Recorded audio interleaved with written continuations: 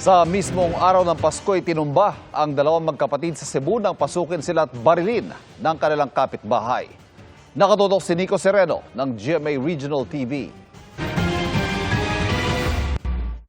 Duguang nadatnan ang dalawang magkapatid sa loob ng kanilang bahay sa Cebu City nitong araw ng Pasko. Ayon sa partner ng isa sa mga biktimang si Romel Fernandez, pumasok at namaril sa bahay ng mga biktima ang dalawang lalaking kapitbahay nila.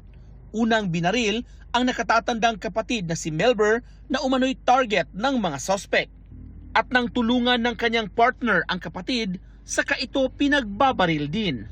Agad nasawi ang mga biktima. Ano ako para sa sa'yo lagi pasil? Pila ka iho ang pares.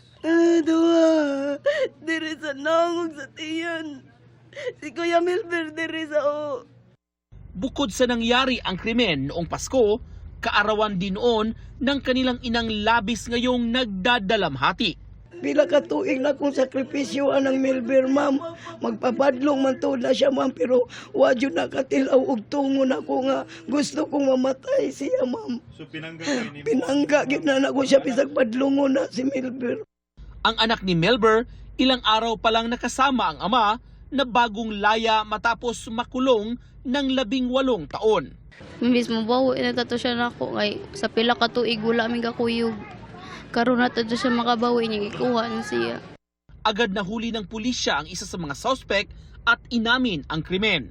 O sa imong sala, Dimodal. namusil ka. Oh. Kinsa imong gipang kusil? Si Kan Minre. Ang ama pagbawas lang. Nakuha ang ginamit niyang baril. Sasampahan siya ng reklamong double murder. Tinutugis ang isa pang suspect. Para sa GMA Regional TV at GMA Integrated News, Nico Sereno, nakatutok 24 oras.